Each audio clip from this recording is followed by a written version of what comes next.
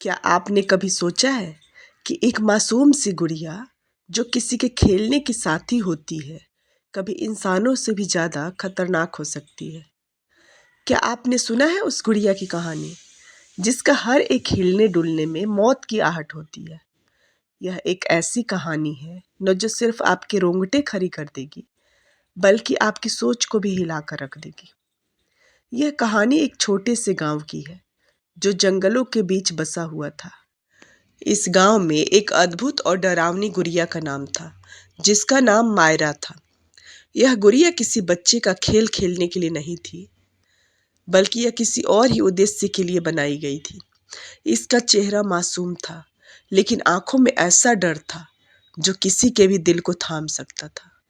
मायरा को बनाने वाली एक पुरानी और रहस्यमयी महिला थी, जिसका नाम हना था।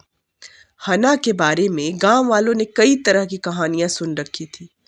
कोई कहता कि वह जादूगरनी थी, तो कोई कहता कि वह भूतिया थी, मगर किसी ने भी उसकी असली पहचान नहीं जानी। हना ने अपनी पूरी जिंदगी अकेले बिताई थी, और उसका एक ही लक्ष्य था, अपनी बेटी को वापस लाना, जो एक हादसे में मर चुकी थी।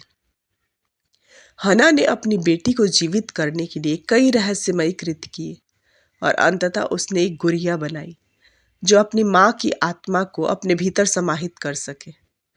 मायरा की आंखों में एक अजीब सी चमक थी, जैसे वह किसी को देख रही हो। वह गुड़िया एक साधारण गुड़िया नहीं थी। हना ने उसकी आंखों में विशेष रूप से एक ऐसा जादू डाला था, जिससे वह गुड़िया किसी भी व्यक्ति को अपनी गिरफ्त में ले सकती थी। हना ने मायरा को बहुत ही सजीव रूप से बनाया था, ताकि कोई भी इसे साधारण गुड़िया ना समझे। वह हमेशा किसी की तलाश में रहती थी, ताकि उसकी आत्मा शांति पा सके। गांव में एक दिन एक छोटी लड़की राधा अपने माता पिता के साथ नए घर में शिफ्ट हुई। राधा एक प्यारी और खुशमिजाज लड़की थी, जो कभी किसी से डरती नहीं थी। जब उसने मायरा गुड़िया को देखा तो उसका दिल खुश हो गया।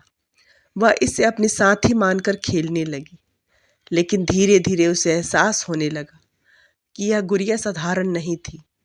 मायरा के साथ खेलते खेलते राधा ने महसूस किया कि गुड़िया की आंखें उससे घूर रही है, और कभी कभी वह अपने आप हिलने लगती थी।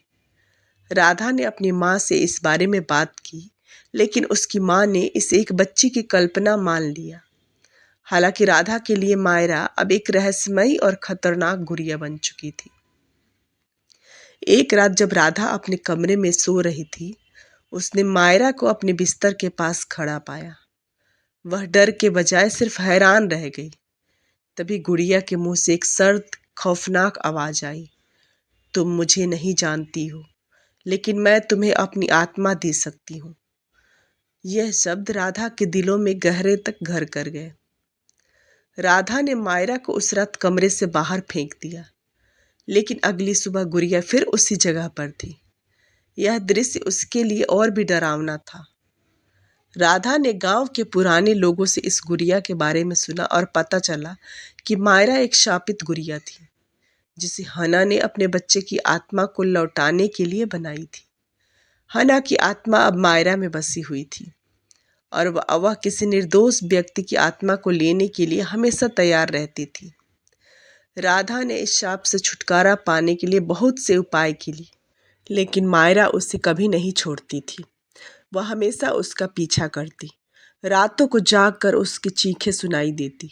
आखिरकार राधा ने एक भूतिया तंत्र मंत्र ज्ञाता से मदद ली, जिसने बताया कि मायरा का शाप अभी समाप्त होगा जब उसकी आत्मा को शांति मिलेगी। राधा ने तंत्र मंत्र का अनुसरण करते हुए एक रात मायरा को एक सुनसान जगह पर ले जाकर उसके साथ अंतिम संस्कार किया।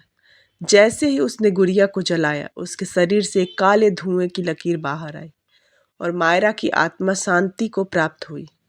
हालांकि इस घटना के बाद गांव में शांति लौट आई, लेकिन राधा कभी भी उस शापित गुड़िया को भूल नहीं पाई। उसके दिमाग में हमेशा मायरा की आंखें घूमती रहती थी, और वह जानती थी कि कोई भी वस्तु, चाहे वह कितनी भी मासूम क्यों न दिखे, कभी भी किसी गहरे और डरावने रहस्य को छुपा सकती है।